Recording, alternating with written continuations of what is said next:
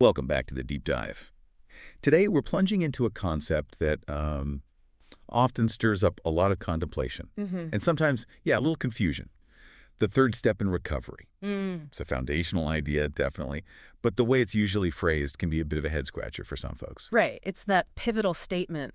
Made a decision to turn our will and our lives over to the care of God as we understood him. Yeah, And for many, the very mention of God can feel like a barrier, immediately raising questions about, well, religion or doctrine. exactly. But our mission today is really to peel back those layers, to unpack this not as some kind of religious decree, but as a universal, deeply spiritual act of surrender that transcends any specific creed. That's it. We're talking about a profound internal shift, right? A true spiritual reorientation that moves way beyond just like changing behavior. Hmm. And to get at this deeper meaning, we'll be drawing on some really fascinating sources. We'll delve into the core literature of Alcoholics Anonymous, texts like The Big Book and 12 Steps and 12 Traditions. The classics. Yeah, alongside insightful personal recovery stories. And what's really compelling, I think, is we'll also explore a book that was highly influential to early AA members, Emmett Fox's The Sermon on the Mount, to reveal the timeless spiritual principles at play here. Absolutely. This deep dive is truly for anyone who has ever grappled with that relentless tug of war between control and chaos, Anyone who seeks a deeper purpose or who just yearns for an inner peace that actually lasts. Yeah. It's about discovering how to navigate life when your own best efforts, well, they just aren't cutting it anymore. Okay, so let's start at the very beginning because to really get the third step, we first have to grasp what leads a person to. Yeah, the context. Exactly. Yeah. The very first step in recovery, like in AA, for example, is admitting powerlessness over alcohol and that our lives have become unmanageable. Hmm. And for many, many people, that's an incredibly tough pill to swallow. Our natural instincts, as sources like the Little Red Book Study Guide, a popular commentary explain, they cry out against accepting such complete defeat. We fight it. We do. We, as individuals, are often conditioned to believe we're masters of our own destiny, right? Yeah. That we can control every aspect of our lives. Totally. But for the person struggling with addiction, that one thing they're drinking it proves stubbornly, devastatingly beyond their grasp. This isn't just like a bad habit. No, not at all. It's about a fundamental loss of control that, as the same guide puts it, bleeds us of all our self-sufficiency and the will to resist its demands, leaving us feeling, well, helpless. Utterly helpless. And the sheer weight of that realization, the admission of complete defeat, it's incredibly difficult, especially when, all the previous attempts to manage or control the alcohol have only led to more self-destruction, more unmanageability. Yeah, sabotaging lives, relationships. Everything. This inability to stop, despite all the mounting evidence of harm, that's the core problem that step one bravely forces you to confront. It really does. And what's particularly insightful here, I think, is that the word powerless itself can be especially problematic for many people.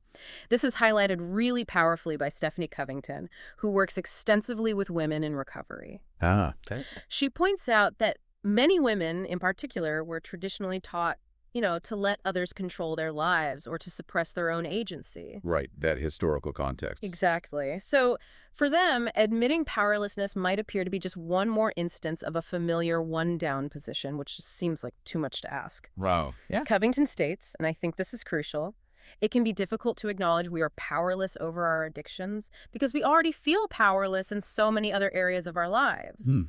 Admitting powerlessness may appear to be one more instance of our familiar one-down position. It seems like too much to ask of us. It really challenges that assumption that powerlessness is like a universally understood or experienced concept in the same way. That makes so much sense. If you've spent a lifetime being told to be submissive or had control taken from you. Then the idea of willingly admitting powerlessness can feel like a further diminishment of self. Yeah. Like a step backward. Right. Yet, and this is where the profound paradox of recovery truly emerges, Covington also states. Only when we admit our powerlessness and lack of control over our addiction can we begin to find out where we truly have power in our lives. Okay, wow. That's the twist. It is the twist. It's a seemingly contradictory truth, isn't it?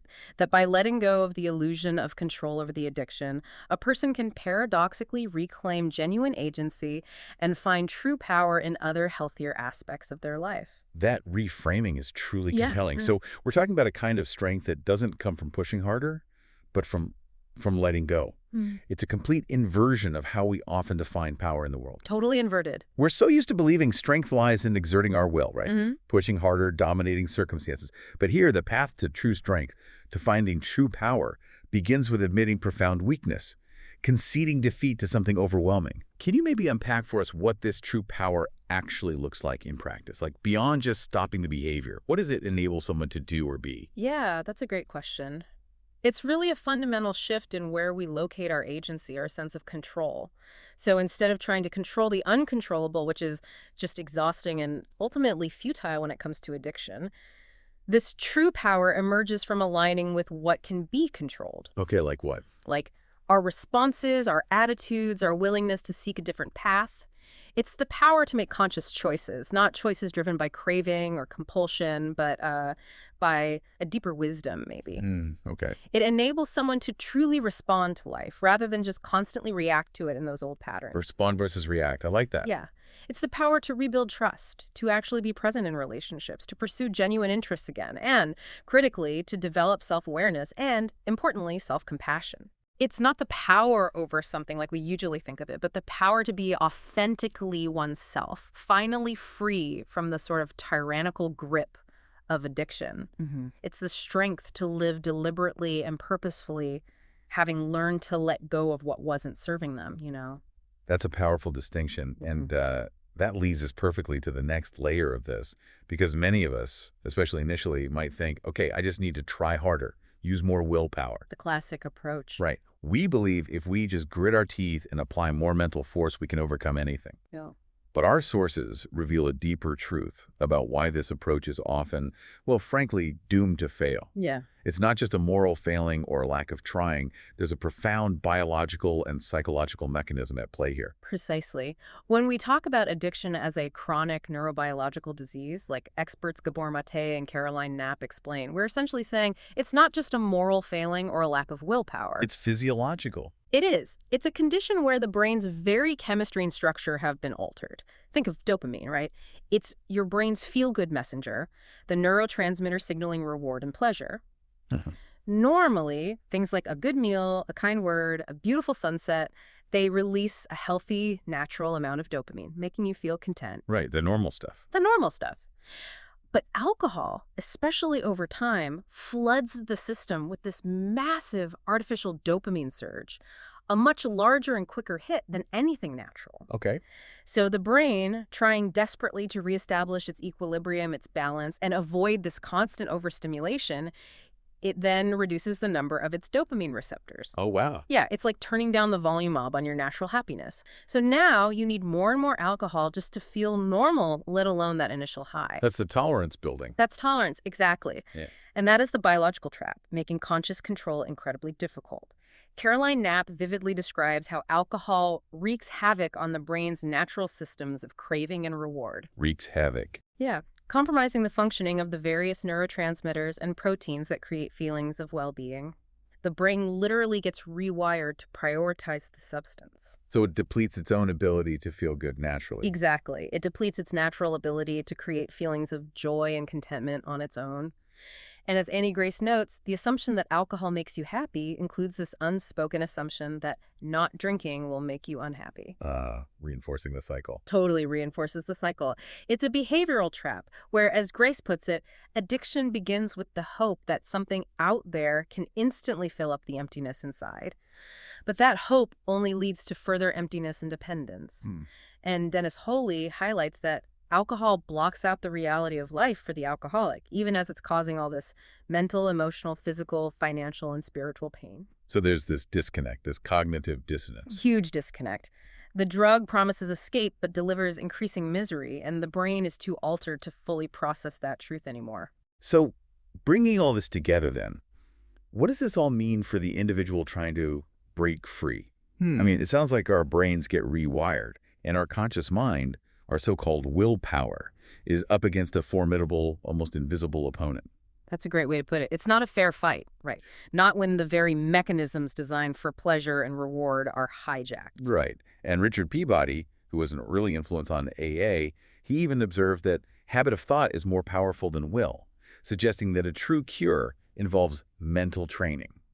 Mental training. He understood that simply wanting to stop isn't enough when the underlying thought patterns and neurological adaptations are so deeply entrenched. Absolutely. This points to the need for a fundamental shift, doesn't it? Not just a temporary suppression of desire. Mm. If our thoughts are things, as we'll get into with Emmett Fox later, Yeah. then changing deeply ingrained thought habits becomes paramount. It's about recognizing that trying to, I don't know, outmuscle a tidal wave with a spoon is admirable effort, maybe, but ultimately futile and exhausting. You're just going to get tired. You're just going to get tired.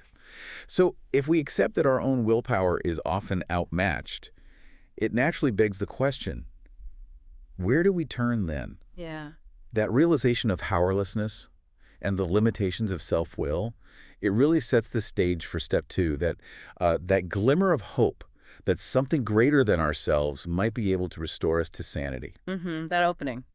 It's that moment when the walls of self-reliance start to crumble, maybe, and a desperate search for an alternative begins. It's an intellectual and emotional opening to the possibility that something outside of our own limited self-will can make a difference, that there is another way. And the crucial question that emerges from that opening is this.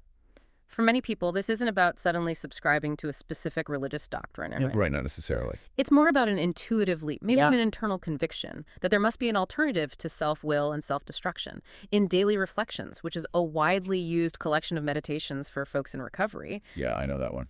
Right. Someone shares a very personal journey with this idea. They say, I gave lip service to my belief when I felt like it, or when I thought it would look good. I didn't really trust God. I didn't believe he cared for me. Trying to force it. Totally. I kept trying to change things I couldn't change. Gradually, in disgust, I began to turn it all over, saying, you're so omnipotent, you take care of it. He did. Wow.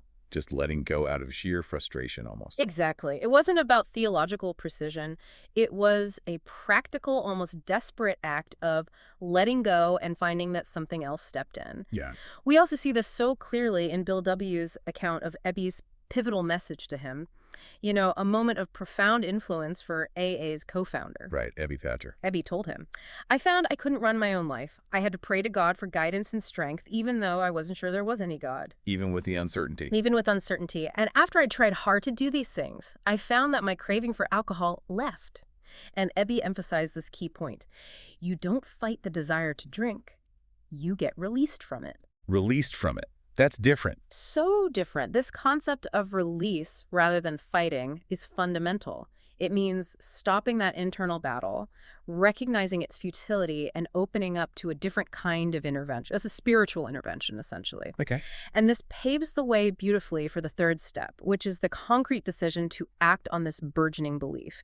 It's about a spiritual shift, a willingness to be guided, rather than some kind of forced adherence to a creed. It's like realizing you're trying to paddle upstream against a raging current. Yeah. And suddenly seeing a wider river that flows effortlessly in a different direction. Perfect analogy. And choosing to get in that river. Choosing to get in. Yeah. Okay. And this brings us squarely to step 3 itself.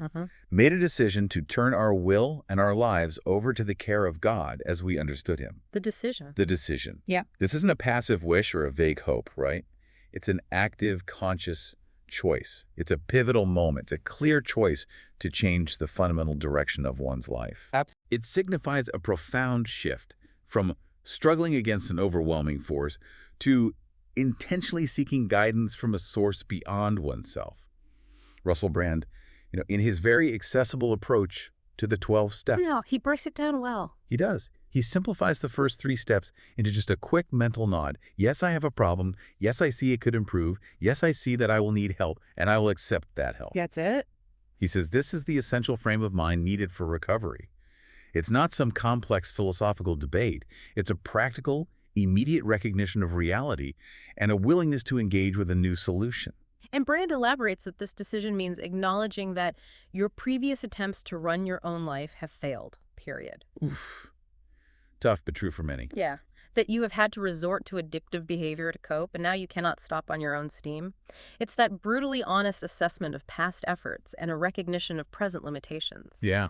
This act of accepting help, admitting personal inadequacy, is, as he says, conceding mentally and hopefully spiritually that we cannot do this alone anymore. That, for me, he says, was the beginning of humility. To say I need help is not an easy thing for many people. No kidding. It goes against that deeply ingrained human tendency to appear strong and self-sufficient. Oh, cool. But it opens the door to something far more powerful. And, this isn't just a recovery concept for addiction, is it? It applies to any area of life where we struggle with letting go of control and accepting assistance. Absolutely. Think about it. Yeah, whether it's a difficult relationship, a career challenge, or even just like daily stress. How often do we try to force outcomes, to micromanage, to control every variable, only to find ourselves exhausted and frustrated? Constantly. This step is such a powerful invitation to consider where in our own lives we might be holding on too tightly, and what freedom could come from making a conscious decision to turn things over to a process, a principle, or a power greater than our individual will. It's about recognizing that maybe the strength to keep holding on might be exactly what's holding us back. That's a vital connection to make. And Stephanie Covington, again, she makes a critical distinction here that resonates so deeply with the spiritual nature of this step. Step 3 asks us to surrender, not submit. Surrender, not submit. Okay, what's the difference there? Well, she clarifies that when we submit, we often give in to a force that's trying to control us, often against our will. It feels imposed. Right, like giving up. Kind of like giving up, yeah. But when we surrender, we let go of our need to control. It's an internal release, an active choice. It's a fundamental difference in mindset and internal experience. Active choice versus passive giving in. Exactly. Submission often implies coercion or defeat, where one's will is broken by some external power.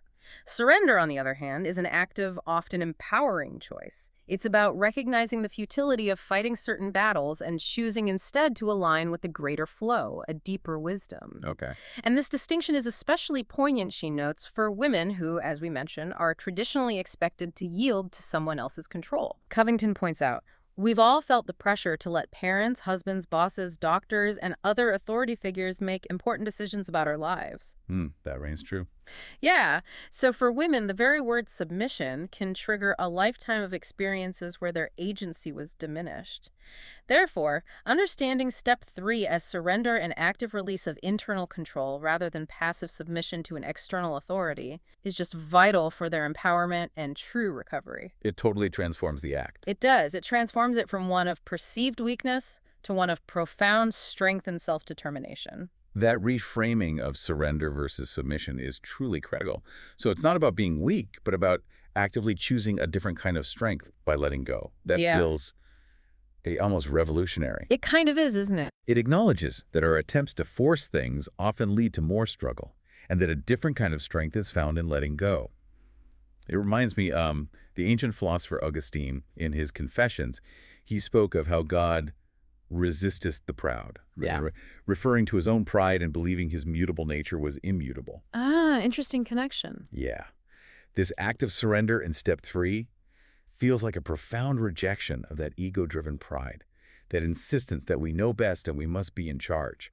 It's about recognizing our limitations, our mutability, and embracing a different kind of wisdom. And William James, the pioneering psychologist, in his amazing work, The Varieties of Religious Experience, he describes a religious state of mind where the will to assert ourselves is displaced by a willingness to close our mouths and be as nothing in the floods and waterspouts of God. Powerful imagery. Isn't it? And he says something so striking. The hour of our moral death has turned into our spiritual birthday. Wow. Spiritual birthday. Yeah. This isn't just poetic language. It speaks to a transformative experience where the old, struggling, self-willed self kind of dies, making way for a new, spiritually awakened self. It's the birth of a new freedom and peace, found paradoxically through letting go of that desperate need to control. Beautifully put. And central to this idea of turning over our will is that incredibly important phrase, as we understood him. The key phrase. The absolute key. It opens the door for absolutely everyone, regardless of their religious background or lack thereof. It explicitly states that this God is not some rigid, dogmatic entity defined by any particular church or scripture, but a deeply personal and individual concept. Crucial for AA's success, really. Totally. As stated right in the AA preamble, AA is not allied with any sect, denomination, politics, organization, or institution. This reflects a conscious decision by the founders to avoid dogmatic requirements, recognizing that a universal path to recovery needed to be inclusive of all beliefs. Or lack of belief. Or lack of traditional belief, exactly. Early AA understood that individual spirituality was paramount. came to believe, another foundational text exploring the spiritual awakening of AA members, states that AA is a philosophy that allows for spirituality in his own individual right, emphasizing that each person's journey to a higher power is unique and valid. It's a remarkable invitation to personal exploration rather than conformity, isn't it? It really is. Which raises the important question, what is this God as we understood him for those in recovery? It's often, an evolving concept, deeply personal and expansive, intentional left open to interpretation. Right, it's not static. Not at all. Yep. It could be the collective strength of the AA group itself, this shared experience, the mutual support, the hope found in that fellowship. That powers the group. Yeah. For others, it might be the universal forces of love and guidance they perceive in the world, maybe the inherent goodness in humanity, or the raw beauty and power of nature. Nature is a big one for many. Huge. Or even just the vastness of the universe. One recovery member named Katie in Stephanie Covington's book described it as an inner sensor that takes over when she does the footwork, when she takes the necessary actions to live a healthier life. An inner sensor. Yeah. Like intuition? Kind of, yeah. A sense of inner guidance that becomes accessible through the act of surrender. And William James, again, broadly characterizes religious life as the belief that there is an unseen order and that our supreme good lies in harmoniously adjusting ourselves thereto. Harmoniously adjusting. Yeah, that resonates profoundly with the open-ended nature of God as we understood him, allowing individuals to find that unseen order in a way that is meaningful and authentic to them, and then to align their lives with it. Okay. It's not about conforming to someone else's definition, but about discovering your own. It's a deeply personal and often profound spiritual awakening. So it's not about adopting someone else's dogma or forcing yourself into some predefined mold. Not at all. It's about finding that personal connection, that higher power that truly makes sense and feels right for you. It's a deeply individual and flexible approach that allows for an authentic spiritual experience without the constraints of organized religion. And that inclusivity is what makes the third step so accessible and powerful for such a vast spectrum of people from diverse backgrounds and beliefs, inviting them to connect with a source of strength that resonates with their own inner truths. Exactly. Now, you mentioned early AA drew from some maybe unexpected places. What did figures like Emmett Fox, particularly from his really powerful book, The Sermon on the Mount, bring to this understanding of surrender? Fox. Yeah, he was hugely influential. What was his most revolutionary idea that resonated so deeply with those early members and connects so directly to this idea of turning over our will? Well, the most revolutionary idea Emmett Fox brought to the table, and this is truly transformative, is encapsulated in his assertion that what really matters is thought. Thought. He explains that any outward act is but the sequel to a thought. This means that our actions, our experiences, even our struggles, are merely the manifestations of our internal mental states, like ripples spreading from a stone dropped into water. So thoughts come first, always. Always. The type of thought we allow to become habitual will sooner or later find expression in action. He states unequivocally, thoughts literally are things. Literally things, not just abstract ideas. Not just abstract ideas. This isn't just a metaphor for him. It's a fundamental principle of how he believes the universe operates, that our internal mental landscape isn't just a passive mirror of our lives, it's the active architect of them. Wow, okay. The architect. Yeah. And Ralph Waldo Trine, in his influential book, In Tune with the Infinite, reinforces this. He says, through the instrumentality of our thought forces, we have creative power, not merely in a figurative sense, but creative power in reality. Creative power in reality. That's a bold claim. It is a bold claim. It's a powerful idea that our inner world isn't just passively reflecting reality, but actively participating in shaping it. So it's not just positive thinking, like wishful thinking. No, exactly. It's far beyond just superficial positive thinking. The profound insight here is that our internal mental landscape isn't just a passive mirror, it's the active architect. It means recovery isn't just about stopping a harmful behavior, Right. but about fundamentally rewiring our inner operating system. It asks us to become intensely conscious of the blueprints we're drawing in our minds because those blueprints are literally building our future. Okay, so we have to look deeper. We have to look past the superficial actions to the root cause in our consciousness.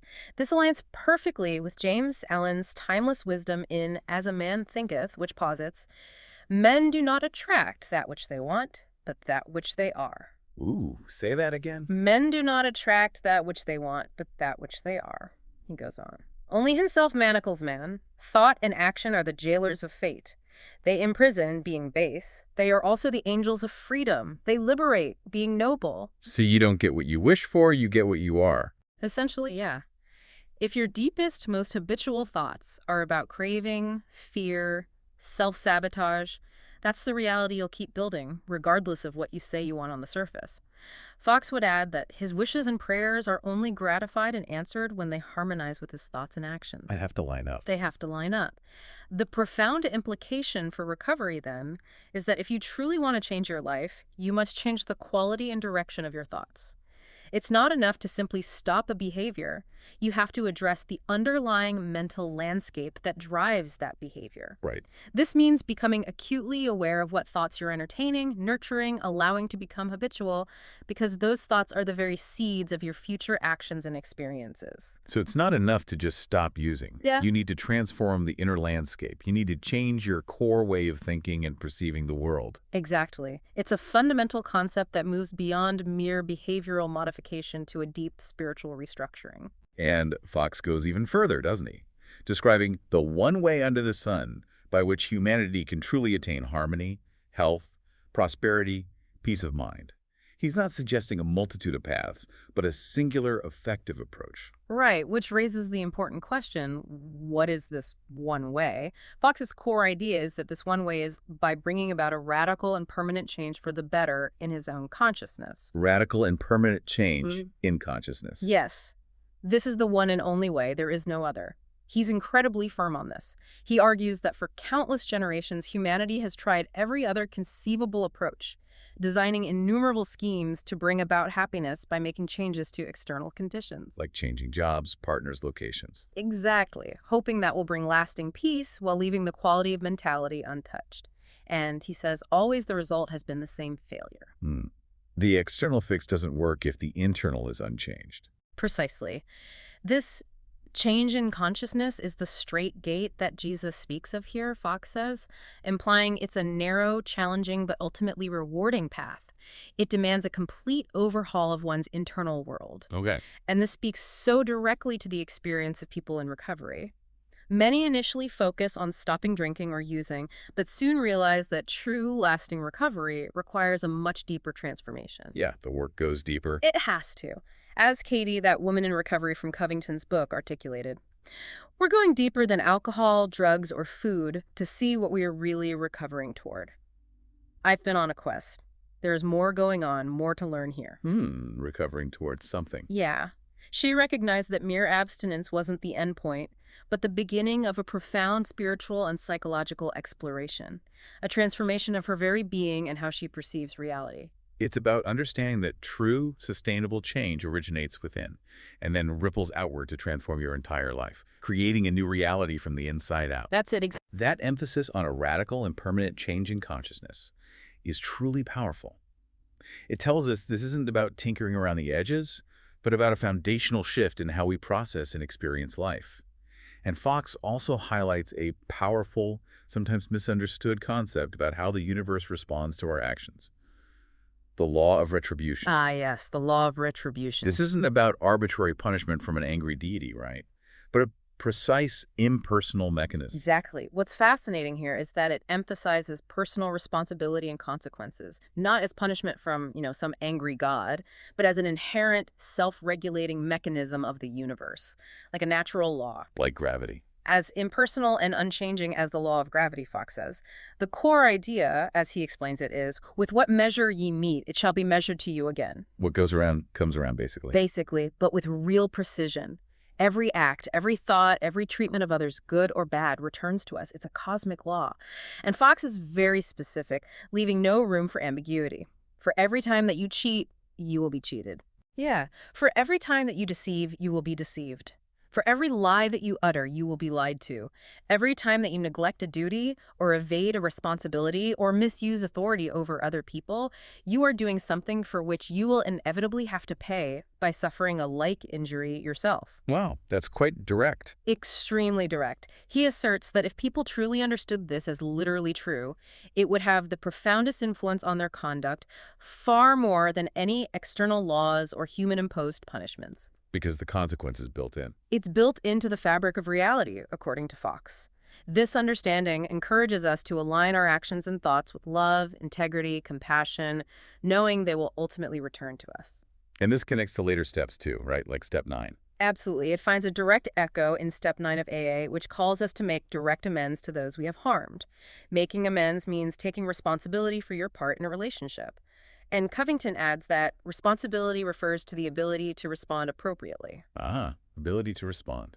Yeah. It is about recognizing that our actions have consequences, not just for others, but for ourselves. And that making amends is an act of realigning with this universal law, restoring balance, and healing not only external relationships, but also our internal sense of self. It's a powerful incentive for ethical living then. Not out of fear, but out of an understanding of how the universe perhaps truly operates. Precisely. So the decision in step 3 becomes this clear pivot point. Hmm. Moving from trying to run the show ourselves, with all the struggles and failures that often entails. Yeah, the self will run riot, as they say. Right, to aligning with this God as we understood him. It's a genuine leap of faith into guidance, trusting that there's a better, more harmonious way to navigate life than through sheer self-will. And a compelling aspect of this is how much of our suffering, especially in addiction, comes from what texts like Not God, a historical look at AA, describe as egocentricity. Self-centeredness. Exactly. And the demand for domination, for absolute rationalization and control.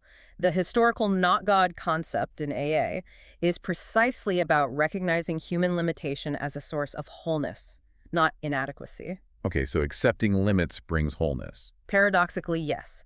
It's an understanding that true strength comes from accepting that we are not the ultimate authority in our own lives, and that trying to be leads to profound imbalance and suffering. The Big Book describes alcoholics being immersed in self-pity and resentment, and needing to escape from myself, for my remorse and shame and humiliation when I was sober were almost unbearable. That internal torment really drives the desperate need for change. You have to find a way out of that. You do.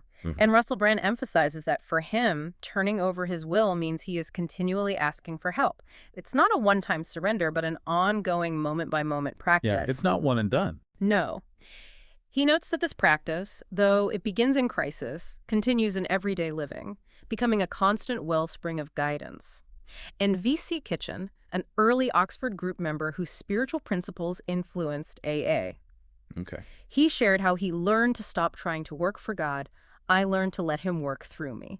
That's a subtle but huge shift. It's a massive shift. Yeah. From personal effort and the relentless pressure of self-will to allowing a higher power to act for you. It's about becoming an instrument, a conduit for something greater, rather than trying to be the sole orchestrator of your life. Which ultimately leads to more peace and effectiveness, ironically. Exactly. Okay, so once that monumental decision to turn over our will is made, how do we maintain this connection and guidance, in the ebb and flow of daily life? The program, as detailed in 12 Steps and 12 Traditions, AA's Guide to the Principles, emphasizes prayer and meditation as the principal means of conscious contact with God. So this isn't just about the initial decision, but the ongoing cultivation of a vibrant spiritual life. Absolutely. A commitment to a continuous dialogue, an active pursuit of that connection. So the crucial question that emerges is, what does this practice actually look like? Is it formal, rigid? Well, not necessarily. It's less about a rigid ritual or prescribed words and more about a continuous internal dialogue, a living relationship. Emmett Fox, again, considers prayer the only real action in the full sense of the word. The only real action. Why? Because prayer, he says, is the only thing that changes one's character. It makes you a different person, transforming your inner being by aligning your thoughts and intentions with something higher. Changes your character. Yeah. And AA's 12 Steps and 12 Traditions states that self-examination, meditation, and prayer, when they are logically related and interwoven, the result is an unshakable foundation for life. So they work together. They work together. This integration of practices creates a robust spiritual condition, a deep internal resilience. The Little Red Book Study Guide reminds us that, in reality, we are on a daily reprieve, and our reprieves are contingent on the maintenance of our spiritual condition. Daily reprieve. Yeah.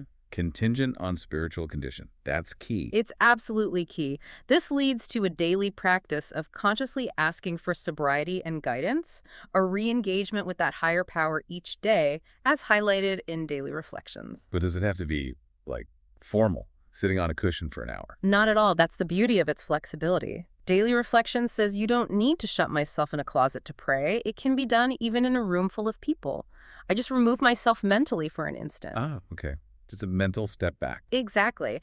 And with practice, the text suggests, I will find I don't need words, for God can and does hear my thoughts through silence. It's about cultivating that inner sanctuary, that moment of presence wherever you are. Hmm. Hearing thoughts through silence. Yeah. And in moments of stress or decision-making, simply repeating, thy will, not mine, be done, helps maintain balance and clear those channels often choked with anger, fear, or frustration. It redirects the ego away from its demand for control. A simple phrase, but powerful. Very powerful. And Augustine's Confessions beautifully captures this active seeking, expressing a soul that burns ardently to understand this most intricate enigma. Give me what I love, for I do love it, and this thou hast given me. It's this persistent internal yearning and an active engagement with the divine, a continuous seeking of guidance and connection that really molds the very fabric of your character over time. That's a profound description of prayer and meditation, not just as actions, but as truly transformative forces. So what happens then? What are the fruits when we genuinely lean into this spiritual path, committing to this continuous dialogue and guidance? The sources speak of a profound transformation, moving beyond mere abstinence to genuine wholeness and a sense of freedom. Yeah, connecting these threads to the bigger picture. The 12th step itself describes having had a spiritual awakening as the result of these steps. A spiritual awakening. Yes, and Stephanie Covington clarifies this as awakening to a life connected to our inner or higher power, which leads to a sense of wholeness. This isn't just about feeling better, it's about integration, about finding a deeper, more complete sense of self. Wholeness, not just fixing a part. Exactly.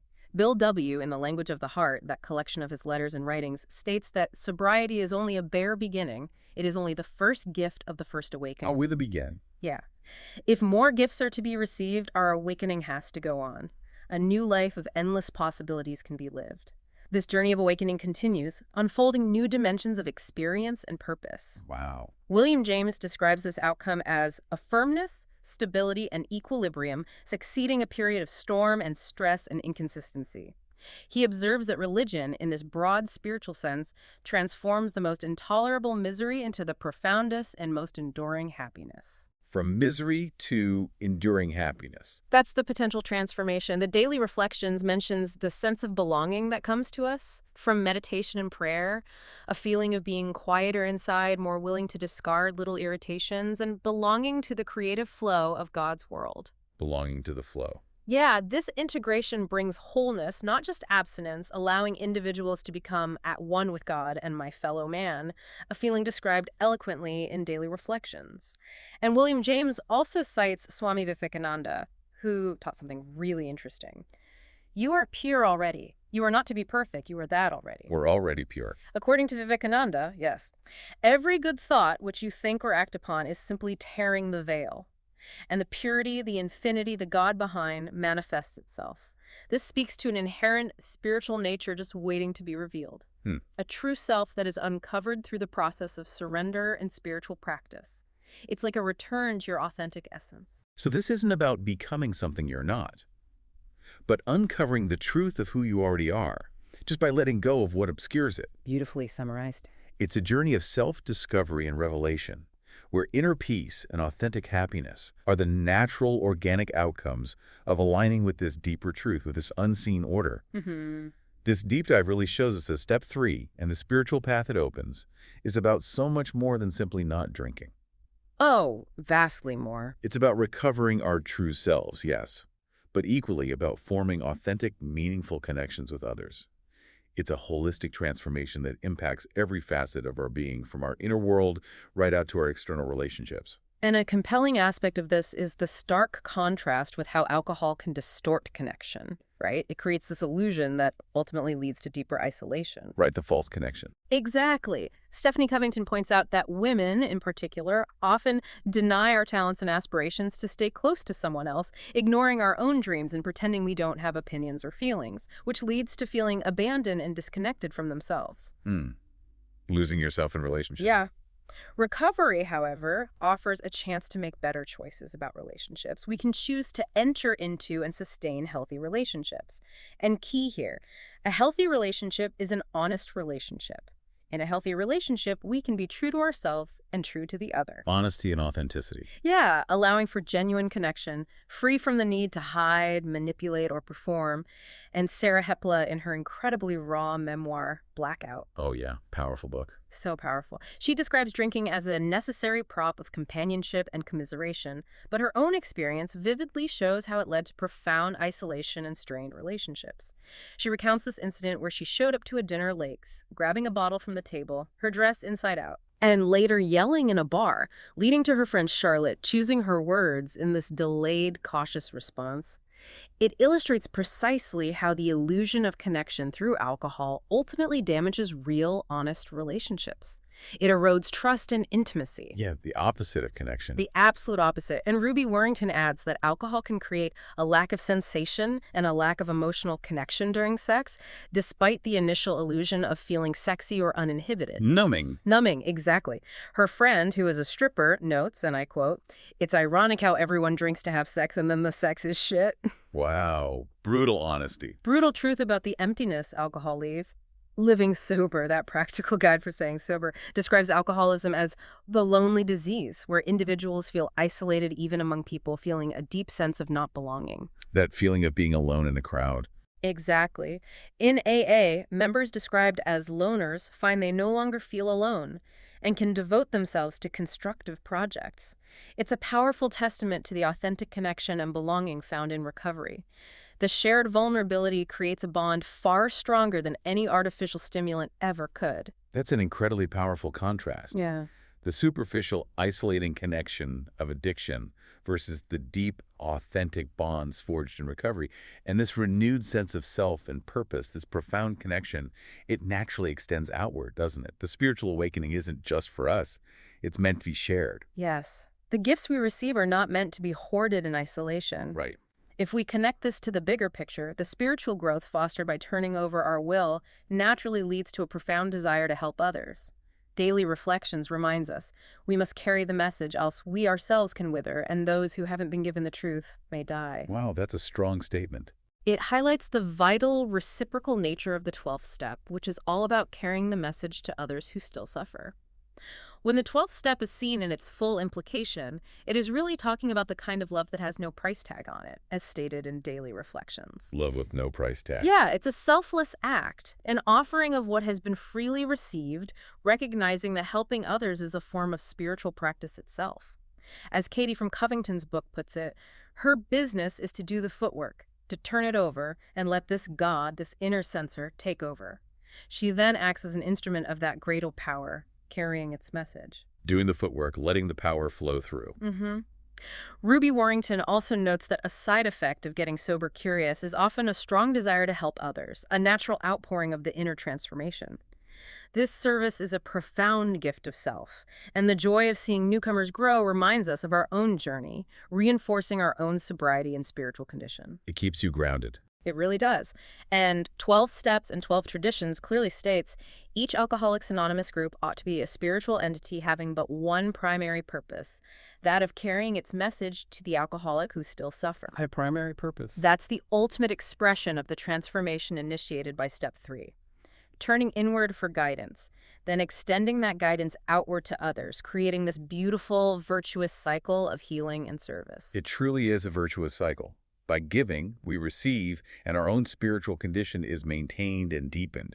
We can't keep it unless we give it away a profound truth that underpins the entire recovery journey and transforms individual healing into collective strength. Well said.